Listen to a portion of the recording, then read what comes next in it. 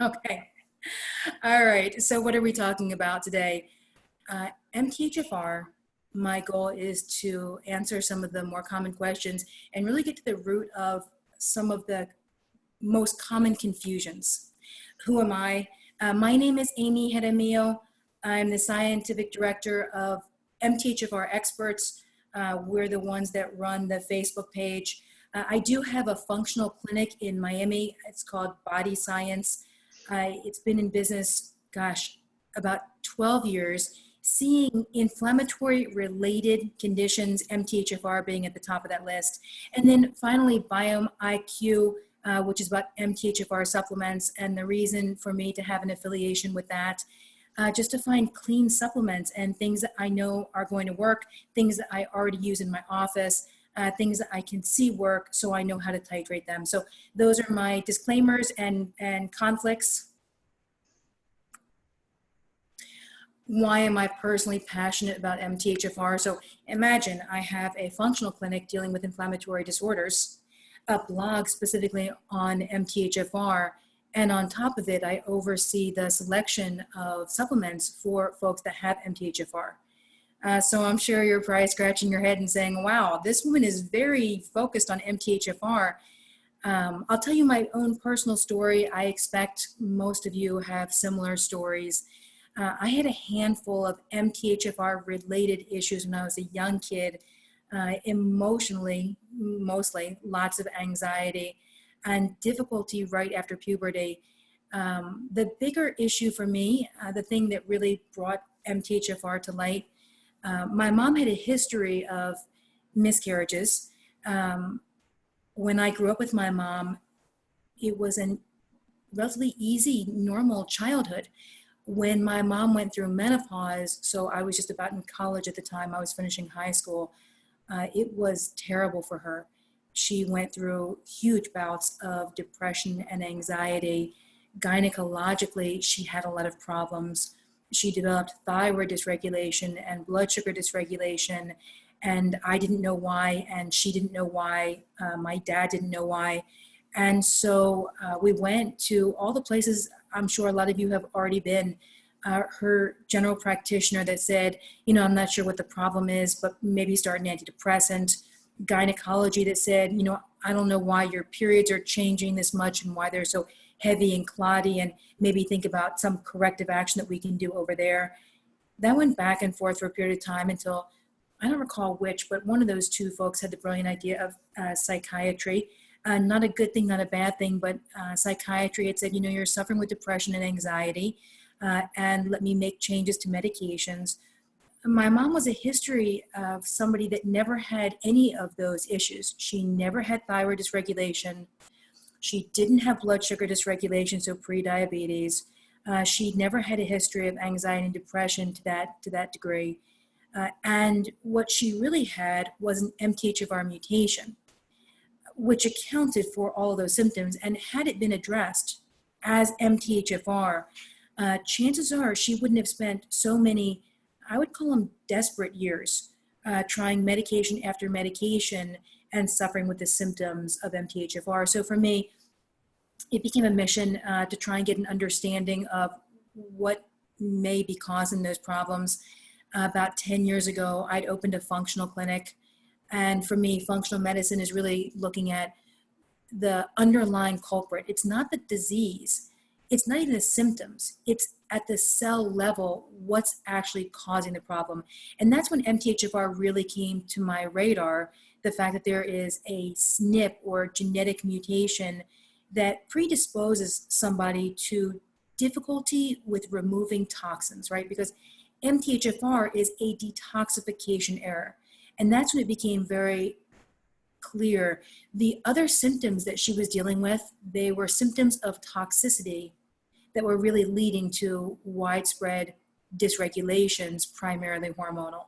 And the time I think I really knew I was going to move forward and do something about it, again, with my mom, we'd gone through so many physicians and just clinicians in general that didn't have an idea and didn't know how to treat. It was when my mom was feeling achy and just generally bad, getting headaches routinely. I saw my niece, she was about 17 at the time, Mackenzie. She's one of the people that writes the blogs for MTHFR experts for us. She'd had MTHFR kind of childhood, similar to my own, anxiety and mood swings and just difficulty through puberty.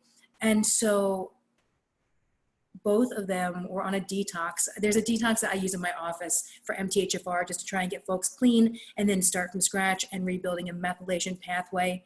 They were both on the detox at the same time. We were eating breakfast at the house and I realized, I think I'm gonna do something about this, right? This can't continue where there are so many people that are affected and so oftentimes little focus or such difficulty finding experts in this field. So that kind of gives you my story. As a team, I'll tell you, the medical director is an MD. The researcher on our team is a PhD. I am the scientific director. Together, we run Body Science, which is a large functional medicine clinic. We're located in Miami, Florida. We focus not just on MTHFR, but anything else inflammatory. So whether we're talking about Hashimoto's, rheumatoid arthritis, lupus, I have a large ALS clinic. Anything that is kind of the outcropping of inflammation, Alzheimer's and Parkinson's fit into that category.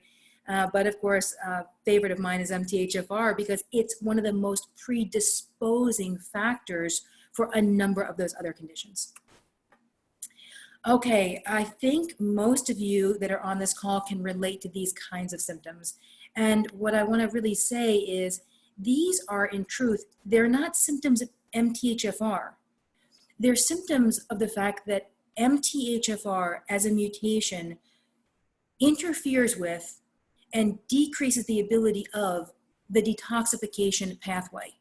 And so these are symptoms of toxins that have gotten in that can't properly detoxify and hormones that dysregulate because of those toxins that aren't able to get out. So migraines and fatigue, they're just classic symptoms of toxicity.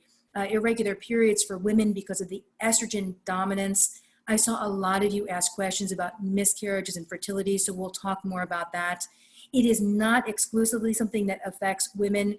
For men, having testosterone convert into estrogen and then estrogen building up the same way it does in women. So both men and women, girls and boys are affected. But a common thing to see in women is irregular periods. So either periods that are too frequent or don't occur frequently enough, or just very, very clotty, very crampy, very painful menstruation. Hot flashes can be common. Weight gain or easy weight gain with difficulty in weight loss. Poor focus, poor concentration. Lots of women, the more toxic they get, and men as well, the older they get. So the more they accumulate toxins, the more focus and concentration difficulty people will have. Again, fatigue is right up there when you're thinking about toxicity. Skin problems, so acne and facial hair as well. Anxiety, insomnia, depression, those kinds of moods are often related to MTHFR. And finally, inflammation, which is really the underlying culprit behind all of it. Okay, I put this slide over here for two reasons. Oh, sorry guys, let me go back. Thing number one, I think a lot of us have had that face before if we deal with MTHFR, and for all the men and boys that are on the call, I'm sorry, I really should have put both. But here's the point. About 40% of the population has at least one copy of an MTHFR mutation. And so the question is, because this mutation is so prevalent, how come only certain people are really affected by it?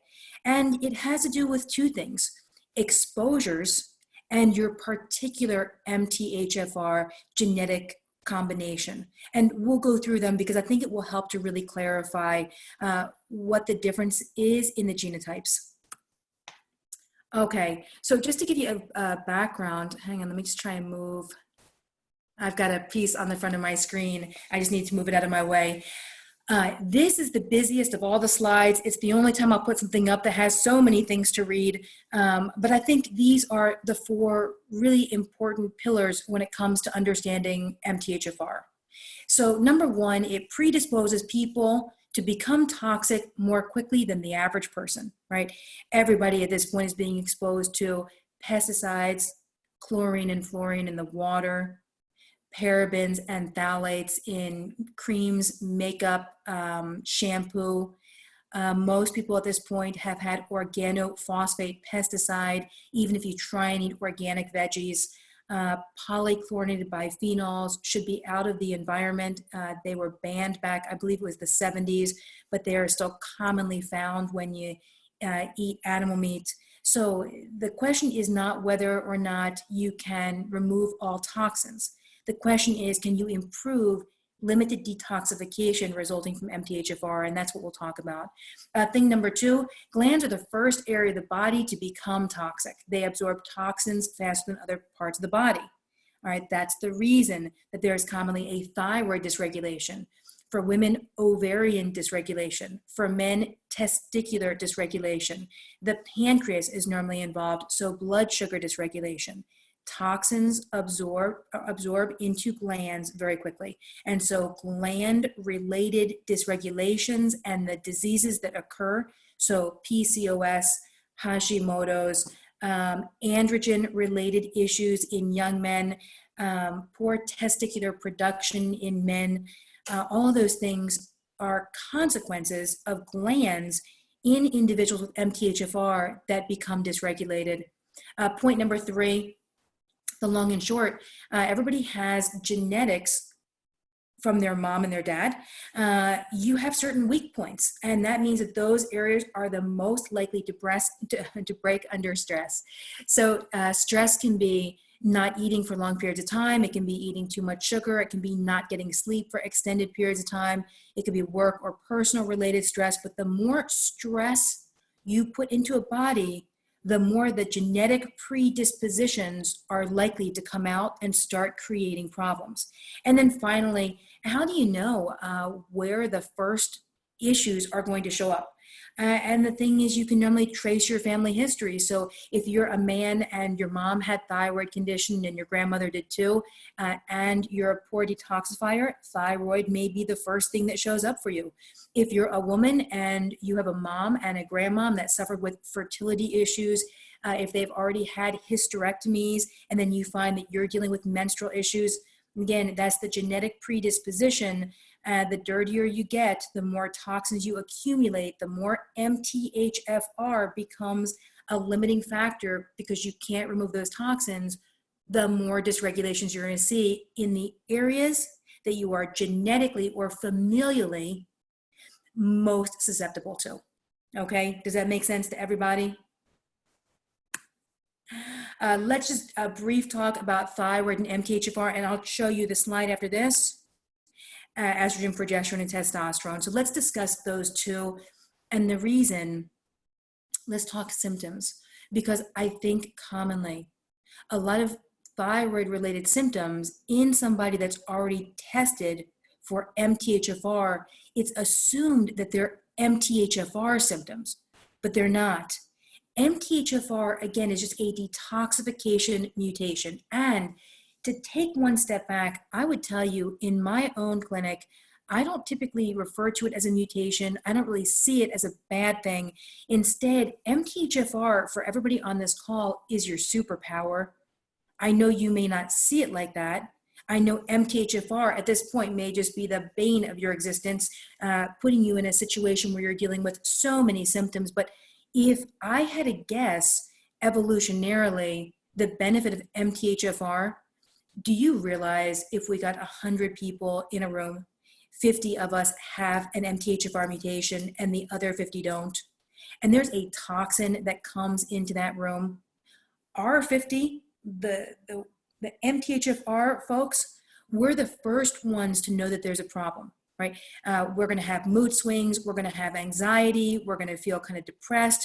We're going to get lots of fatigue. We might have low-grade headaches. We may feel achy. No matter what, chances are we're going to leave the room, right? We're not going to stay in the room that has poison in it, because what we actually have is a warning.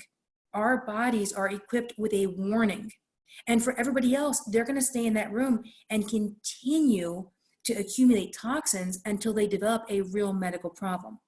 Okay, so on the MTHFR side, if that's the case, if this is really a way of our bodies to say, hey, there's too much toxic burden, be aware, identify it, and eliminate it, right? Because that's really what the symptoms are saying.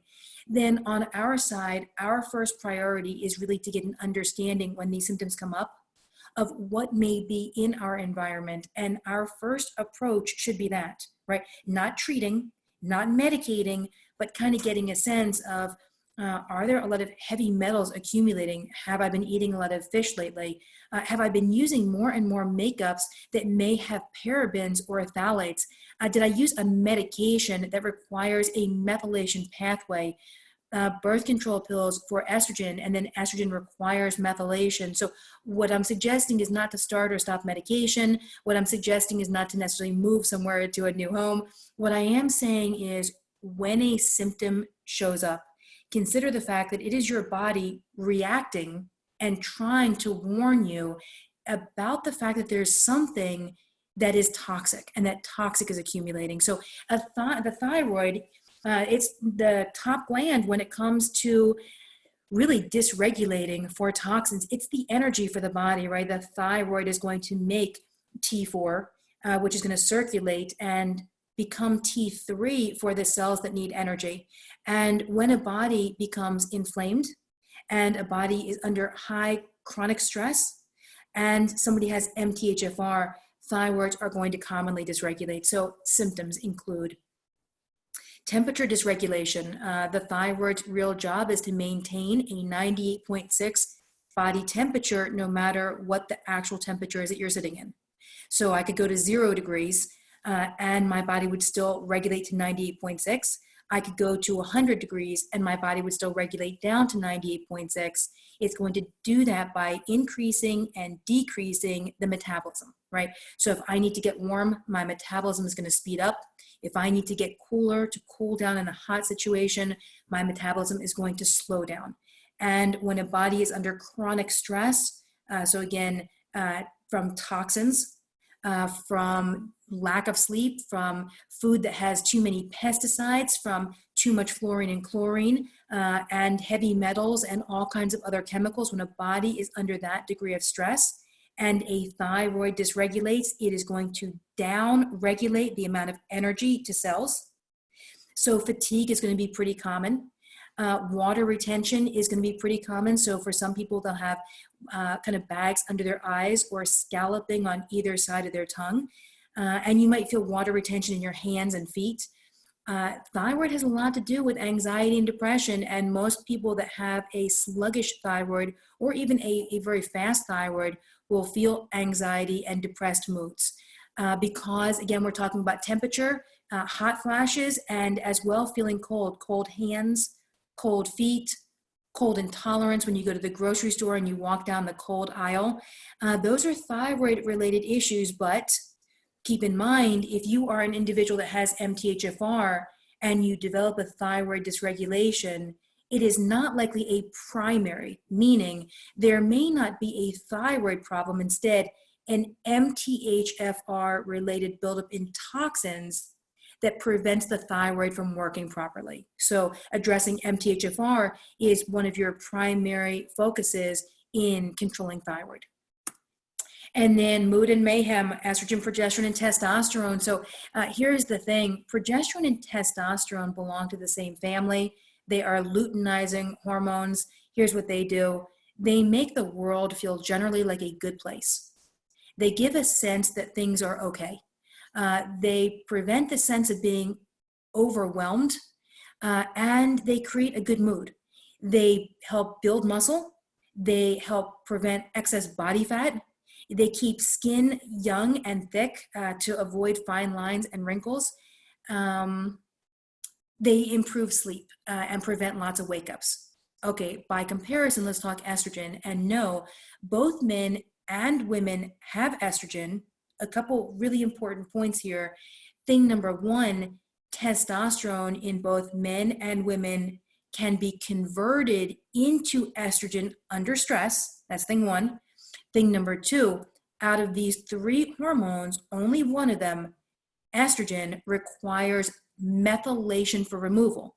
So in people that have a methylation deficiency, right? And so everybody that has an MTHFR mutation fits in that category, right? We're not able to properly methylate. So for that reason, most of us are susceptible to higher estrogen because we can't methylate it out, and lower levels of progesterone and testosterone by comparison to that estrogen, because those do not require the methylation pathway. And so one key point to put over here, it's not that these levels are high or low, it is their relative ratio. You are estrogen dominant when estrogen level far exceeds progesterone and or testosterone. So progesterone in a woman and testosterone in a man. And remember, under stress, testosterone can be converted down the aromatase pathway into estrogen, and estrogen must be methylated for removal. And so estrogen dominance becomes common. So here's what estrogen dominance looks like. First of all, for all of the women that are on this call, ladies, it looks like PMS. Mood swings, poor focus, poor concentration, difficulty sleeping, snappishness. For men, it feels like, and women, oftentimes realizing your personality is very sensitive, even more so over time, that you kind of internalize feelings, that you hold them deep in your heart, and not in a good way, but kind of in a way of, I wonder what that really means. I wonder what that person really meant to say, that kind of thing. When progesterone is low and estrogen is elevated at the same time, ruminating thoughts become common. I can't tell you how many folks have come on down to body science thinking that they had OCD because they keep having the same thoughts kind of go round and round. Ruminating thoughts and high anxiety are hallmarks of low progesterone. And because we're talking about not one hormone dysregulation, but oftentimes multiple, so the reproductive hormones that we're looking at here on the screen, as well as thyroid, and because thyroid dysregulation also shares a degree of anxiety and depression along with low motivation, there's no surprising the fact that people that have MTHFR, when it's uncontrolled, typically get kind of walloped in that area. And so again, fatigue, achiness, poor focus, poor concentration, difficulty thinking and working through difficult situations, trying to stay awake throughout the whole day, trying to sleep well at night, that can become an MTHFR life. However, thinking back to the slide earlier, the fact that 40% of people have MTHFR, I think it's critical to point out, humans have been living with MTHFR for who knows how long, and they have not necessarily had these symptoms. The issue is not the MTHFR mutation. That's just the genetic predisposition. It's the fact that the environment and the accumulation of toxins is turning that mutation, something that could be a superpower, right? Alert you to a toxic environment in order for you to leave it. MTHFR is essentially turned on and aggravated as toxins accumulate. And the double-edged sword, toxins accumulate because of MTHFR. Remember, this is a methylation deficiency, but it really is a detoxification error. We're talking about phase 2 liver detoxification and the fact that the methylation pathway is not working properly. Okay, so now let's actually talk about what that means, and let's look at a handful of MTHFR cases. Again, I had to move. I've got one piece on my screen that shows me the settings for Zoom. It seems to continually be right in my way. Okay, here's what you're looking at. First of all, this is a body science MTHFR test result. And so in the MTHFR store, if you'd wanted, you could go over there. They are buccal swabs. For me, it really doesn't make a difference where you get a test from. What I want to make sure on our lab results is that they're very, very clear and easy to read. And you're able to always contact our office so we can walk you through them. So here's what you're looking at. You're looking at a negative result. This is somebody that does not have MTHFR. So what does that mean? Well, first of all, both of the genotypes at the top are negative, and most importantly, this sentence over here that kind of summarizes, This patient carries neither an A or C mutation. Okay, so the real key is this part down here. It means they have 100% methylation ability. So folate reductase, and that's the enzyme that's being referred to over here, works at 100%. And so if you take in a reasonable exposure of toxins, heavy metals, for example, are in the soil. Bodies are designed to remove heavy metals. There are a lot of toxins that bodies are designed to detoxify for. MTHFR is a detoxification mechanism. So as far as are you going to come in contact with toxins? Yes, you are. If you don't have MTHFR, you have enough folate reductase to methylate properly, in which case you make 100% of your capacity to detoxify down the methylation pathway. Okay, so now let's look at another. What you can see is one copy of an A1298C and none of the copy, neither of the copy, not a copy for a C677T. Okay, so this person has a single copy of a mutation. It's an A variant, and you can see as a result, they have a slight reduction in the ability to methylate. So if the person that doesn't have a mutation at all is at 100%, somebody that has a single A copy can still methylate and methylate well. They have a slight reduction, so they are able to methylate 83%. So if you think about what's really happening is 83% of the time, that person feels great. And 17% of the time, they often suffer with the same symptoms as anybody with MTHFR or toxicity. If we look at the next one, so now what you can see is this is not an A mutation. Instead, it's one C677T mutation. And C mutations are more significant as far as methylation reduction than A. So just kind of summarizing, no mutation, best case scenario, it means that you can always methylate. Anybody that has an MTHFR mutation, consider that you have a different pathway that you're better at, that is upregulated. Okay, as far as the least affected, it's a single A copy, which is what we just saw.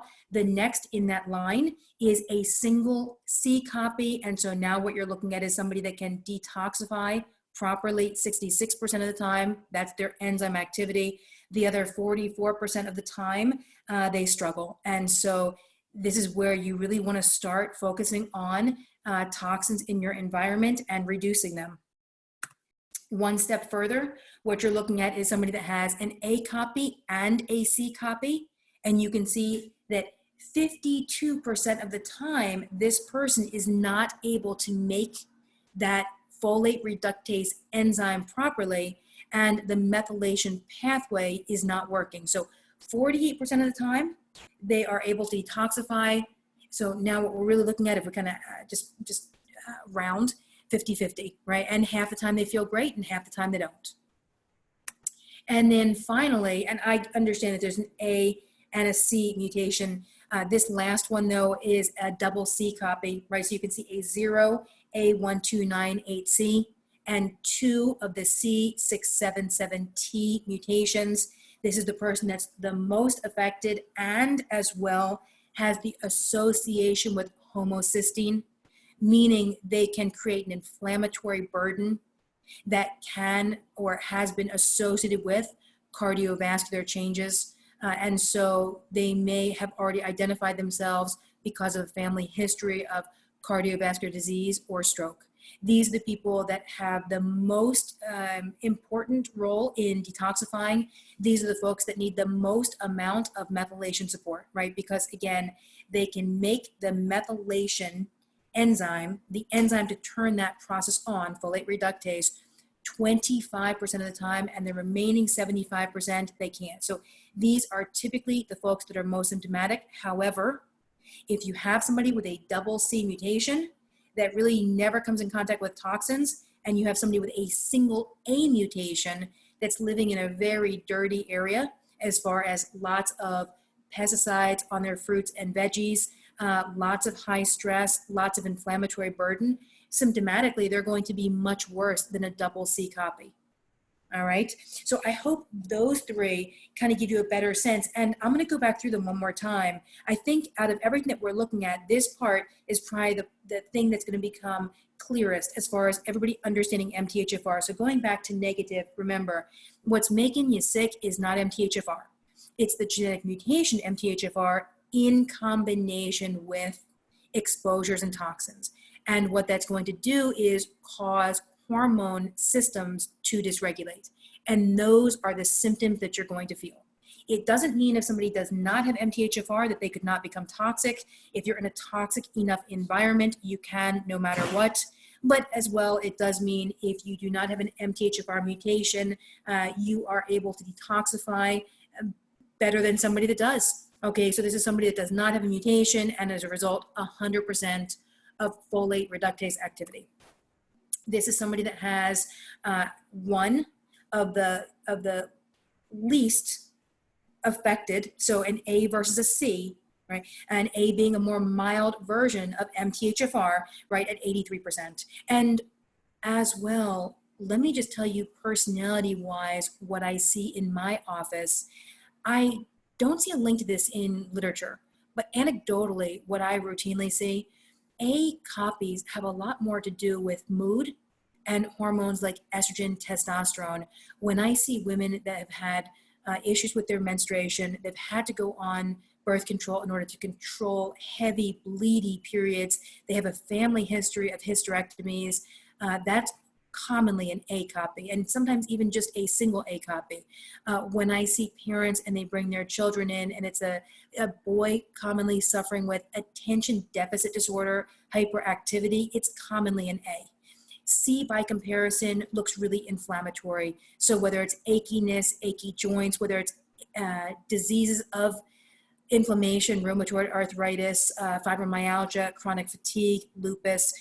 So again, I would tell you, not so much from the literature, but if you're asking anecdotally over 10 years, what do I normally see as far as personality, A versus C?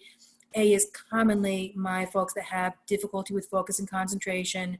It's commonly my estrogen dominant men and women, easy to gain weight, hard to lose weight. For women, they suffer with menstruation. For men, oftentimes they don't have enough testosterone and sometimes develop gynecomastia, or the fatty tissue in the chest for that reason. And again, C, by comparison, just looks really inflammatory. Okay, and then here was our single copy of a C. Here is our copy 1 and 1. And finally, a double C copy. Okay, just a couple things to think about, and then we're almost at the end of the slides. That way we can get to questions. Thing number one, folate versus folic acid. A lot of folks had asked, oh guys, I'm sorry, give me a sec. Let me just find a plug. I think I'm just about out of battery, hold on.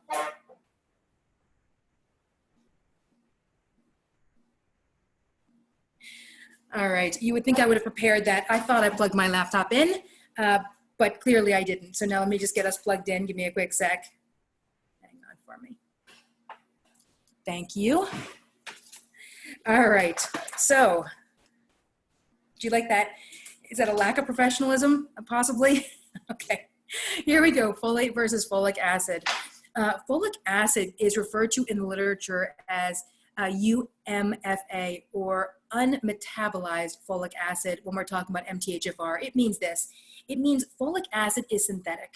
It's added largely to foods. It's common in vitamins. It's a supplement. When you see something that says vitamins included in this oatmeal, it's not folate, which is the natural B vitamin. Instead, it's folic acid. And for us that have MTHFR, we are very, very finicky. We do not like folic acid. We don't like synthetic things in general, right? We're poor detoxifiers. So keeping synthetic things, including synthetic vitamins, out of our world becomes important. Folate is a natural B vitamin. Folate is not a problem for people that have MTHFR. In fact, people that have MTHFR require usually larger amounts of folate because they can't properly methylate it, because they are missing folate reductase as an enzyme. So you've already seen something, it's usually called a 5' MTHF. It's the methylated form of folate that we absorb better if we have MTHFR. And by comparison, folic acid is a synthetic vitamin that we do not methylate well and makes people with MTHFR sick. And the ratio of folate to folic acid has a lot to do with how you're going to feel if you have MTHFR. So there's two things to do. Number one, make sure you have enough folate, one, because you're eating it. And secondly, if you would choose to supplement it, so a 5-MTHF, right, that methyl tetrahydrofolate vitamin. And what you want to do as well, so thing number two, which is as important, you must reduce or eliminate as much as possible folic acid. Folic acid was added into foods to reduce neural tube defects as a birth defect. As a result, most processed food includes that synthetic vitamin. If you're taking a multivitamin that has folic acid, stop. If you are pregnant, you're taking your prenatals and it has folic acid, stop. If you have kids that are in school and it's as if they do fine and then they eat and afterwards they become kind of crazy, consider that there's probably a lot of folic acid in there. What I'll normally use with the kids that come on down is a lozenge that has both B12 and a methylated form of folate. Kids know when they have folic acid on board. They ate it in a school lunch or they ate it in some kind of packaged chips. And so I like when they keep that lozenge. It's just a little like a cherry flavored candy, but it's not, it's a vitamin. And I like when they have it so they could take it before tests if focus and concentration is not as sharp as it should be. I think that's over at the MTHFR store if you're looking for it. Secondly, so that's thing number one, folate versus folic acid. So what we know in summary is avoid folic acid. And if you come in contact with it, balance it out with as much folate as you can. It's the ratio of those two things that are going to dictate how you feel. The more folic acid you have, the more foggy, poor focus, poor concentration, just generally MTHFR-ish. What is methylation? We talked about it briefly, but let me just go over it again. It is a form of detoxification. It is a methyl group or a carbon with 3 hydrogens. It has an extra place on it. Carbons can carry up to 4 hydrogens. So that extra place is used to grab onto toxins and remove them. However, for anybody with MTHFR, that methylation pathway is not as robust. There isn't as much folate reductase to activate that methylation pathway. Thing number 3, how to supplement. I tried on the at the MTHFR store to give a lot of recommendations when it comes to what is your genotype, and so what dosing would I use in my office given that genotype. There's always questions I see on the Facebook page, over methylating versus under methylating. You don't want to do either. You just want to get the proper amount of methylation given your mutation and given your environmental exposure. So what I like pure methylation. That's normally my go-to. It's on that site. And then finally, when is it time to detox? I'll show you the detox. I think it's right below this. It's the one that I use. But if you're comfortable using a different detox, or if you've got a naturopath or a physician that likes a different detox, I've used this one for about 10 years. It's my go-to. So what we're talking about is a way to improve methylation pathways. You're looking at, let me think, a snip that just came right off of the MTHFR store. The digestive enzymes, I'll tell you the reason. Whenever you're going to detoxify, and we're talking about a liver pathway, so methylation, the liver is going to take most of its toxins once they've been processed and dump them into the intestines for elimination through the intestines. If you are somebody on this call and you have belly-related issues, so lots of constipation or even lots of diarrhea, just a history of belly stuff, it is likely the fact that poorly methylated toxins, so unpackaged toxins that have not been packaged in a way to protect the intestines, have come through the liver, they've been dumped into the intestines, and now they're going to create a lot of intestinal inflammation. So one key point, if you are going to do a detox, you're always going to want to make sure, if you are somebody who is not moving your bowels daily, you're going to want to take digestive enzymes and reduce inflammation until you're able to move your bowels, at which point you're going to do a detox. And so here's how I know that somebody needs a detox rather than just starting supplements. it's a question of how symptomatic they are. So no matter how much methyl you put on, you can't get rid of giant amount of toxins, in my experience, unless you detox. So the way I look at that, it's like a tub filled with water. And the question is, if you have a teaspoon to remove all the water, how long will it take? Taking methylation in the form of a methyl pill, when you have very advanced toxic burden with MTHFR, rarely works. It's like you can't get enough methylation support. And then when you keep increasing and increasing and increasing that methylation, now you have too many Bs and you feel overstimulated. So for me at that point, my goal is not to put something in, it's to bring something out, take something out. So remember, you're toxic. Adding even vitamins into a toxic burden is not really the first step. Instead, if you can reduce the toxic burden. So I'll give you another example.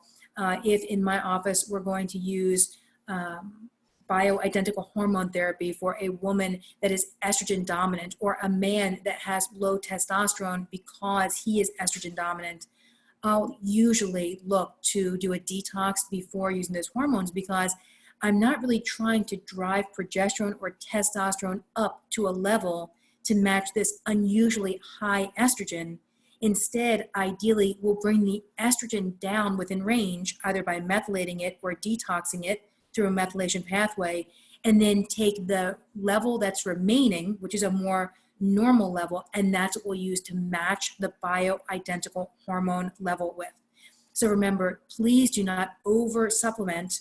When it comes to MTHFR, I would say at least a third, if not more, of the folks that I see, the issue that they're suffering with is not MTHFR, it's over supplementation in an MTHFR body that cannot remove those supplements effectively.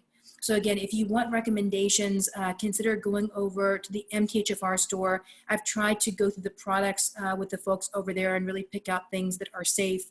I think there's a lot of MTHFR safe products. So any place that you trust is going to be good. And remember, in MTHFR, the concept, if some is good, more is better, that is not true. In the world of poor detoxifiers, less is better, okay?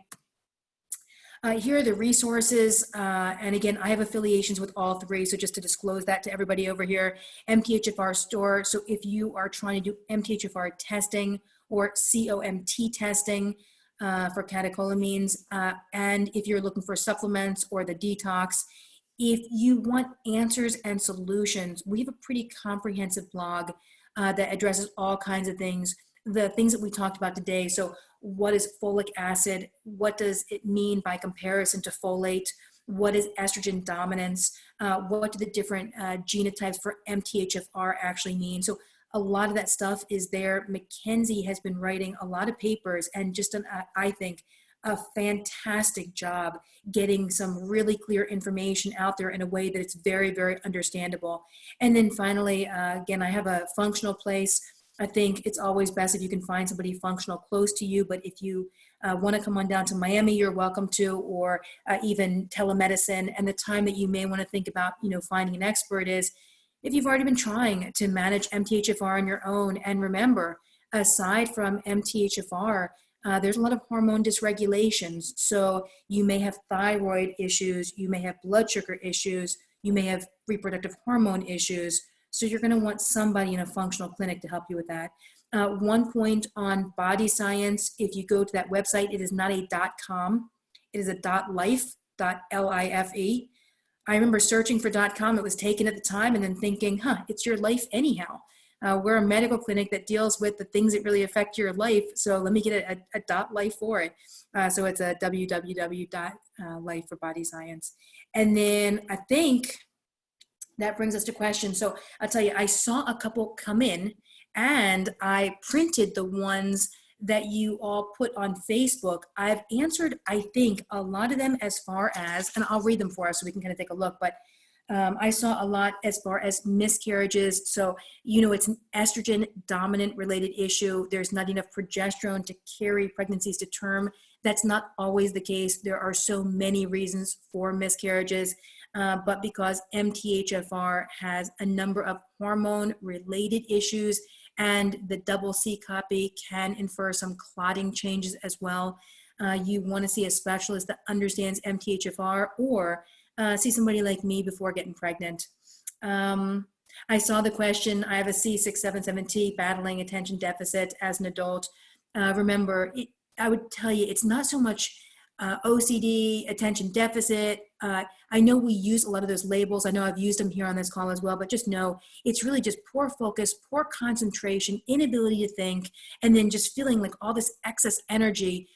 It's usually after eating something that has folic acid in it. It's the most common way to turn this on, or a recent exposure to a toxin, being in a mall and walking past the store that sells perfume and then inhaling all that ester aldehyde. So especially if you find that focus, concentration, hyperactivity is occurring more at a certain part of the day, consider that what you're eating prior to that may be the biggest issue. If you're eating cereal for breakfast, there's tons of folic acid in cereal that's been supplemented. And so afterwards, you're going to feel super MTHFR-ish. So just, again, make sure that there's nothing in your day-to-day routine that's causing it. I've been struggling for 10 years with insomnia and chronic fatigue. Okay, so the insomnia, again, if we're talking about hormone-related changes that can occur commonly in folks with MTHFR, both thyroid and estrogen dominant, so progesterone and testosterone when they're within range, good sleep, proper sleep with few wake-ups, and going right back to sleep afterwards.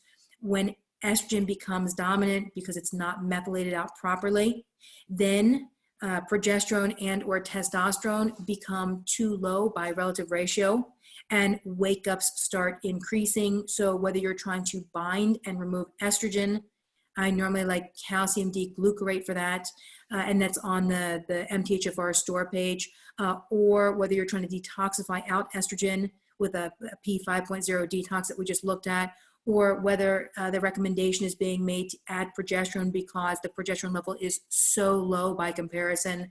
That's usually a starting point as well. You always want to check thyroid dysregulation, fibromyalgia. Suggests water retention or thyroid related issues.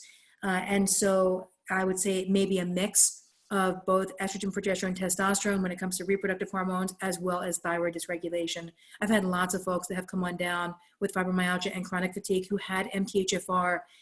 We resolved the hormone dysregulations, and the fibromyalgia and or chronic fatigue resolved as a result. A young teenager, a C677T, homozygous, and what's the best supplement? A couple things for me. I'm always going to use pure methylation. It depends on body weight. Either going to be 1 cap in the day or 1 cap twice per day. I'd always refer to your physician. Know that I'm not a physician. And so that's usually my starting point. And there is something called MTHFR relief. That's the lozenge that I referred to. It is a fast-acting folate supplement along with a methylated B12. So it's methylated folate, methylated B12. And for teenagers, they know when they're not feeling well. They know when they're frustrated at school because they can't think through a class. They know they're smart. They just don't know why they can't focus. So I always like that in the backpack. In our office, we'll always, of course, call the school and provide for the nurse an explanation of what the child has and why they have it. You want to advise your child, I think it's cherry flavored as a lozenge. It's not candy. You want to tell them that and make sure they're not sharing it with their friends. I saw the question about MTHFR and Down syndrome. As far as I know, Down syndrome, of course, is a trisomy 21 mutation. I'm not aware that there's really a relationship over there. Supplements, miscarriages, and anesthesia. First of all, anesthesia falls in the category of something that oftentimes requires methylation. So people that have MTHFR can be more sensitive to anesthesia than others. Miscarriages, we talked about. I will see routinely on MTHFR blogs and through Facebook, people that are trying to decide antibiotics or anesthesia when they have MTHFR and they're talking to their doctor. I'd put a caution out there for sure and just say, you always want to advise your clinician that you have MTHFR. You always want to kind of hear them out. If they have a preference for a specific medication, I would defer oftentimes, once if you feel like they are educated in MTHFR, they understand the situation, and they still have a strong recommendation for a medication. I'll see people that are online talking about, for example, a child that's going in for surgery and asking what kind of anesthesia they should use, and seeing a blog of lots of people, right, that are making all kinds of recommendations. Be careful, guys. Just know at the end, I recognize the medical profession may not always be as up to date on some of the MTHFR related issues. If you find somebody and they're just not as up to date as you'd like, I encourage you to find somebody who is. But when it comes to serious medical situations, again, going for surgery and figuring out anesthesia, I'm going to always defer to a physician. Okay, and then I can see somebody says, I'm totally confused on supplements. Again, a couple of things. Check out MTHFR Experts, that blog. It's a .com. It's a pretty good place to get the information. I did a lot of information videos on the MTHFR store, and the brand is BiomeIQ. So even the BiomeIQ website, it's the only safe MTHFR brand that I'm aware of. Again, I've used it for 10 years safely with the MTHFR folks that come on into my office. So I know what to expect. So if you want more videos, when you click on a lot of the supplements over there, you'll hear my explanation for it. And then let me see. I was diagnosed with heterozygous. What can I do to help my body? Again, I think we covered that. Let me just go now. I know a couple of you guys had asked a question. Let me see if there's any other questions that were put on while we were talking. Hang on, let me go to Q&A. Did I see something or I didn't? I thought I did. I thought I saw this coming up, but maybe not. No? Okay. So again, I wasn't sure. Wait, let me check this one more time. Do you guys feel like I'm missing some computer savviness? It's feeling like that right about now. Hang on. Let me see. I want to make sure if you guys have any other questions. Okay, well then I'll ask. I don't see anything else on my screen right now. And again, I've gone through everything that I printed up. I'll take a look one more time. Oh, I could see. Let's see. It's crazy. I could see my button clicking and yet I can't see the questions. All right, let me bring in an expert over here. Hang on one sec and let me see. Hey, thanks very much for your help. Okay, go to chat, huh? That's the advice. Here's the thing, I don't see chat on here. Hang on, I'm getting some help.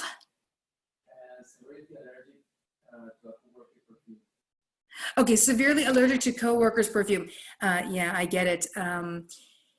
Oftentimes for people with MTHFR, it's a heightened sense of toxic odors. And so for lots of us, we can't take smells and odors. I would tell you, as far as vitamin or supplement, if you're looking just to reduce the headaches and fatigue that occur after very toxic cleaning supplies or very toxic perfume kind of odors, I like molybdenum. It's a B vitamin. Molybdenum is very, very good at the ester aldehyde pathway. It can normally facilitate the removal of those kinds of toxins.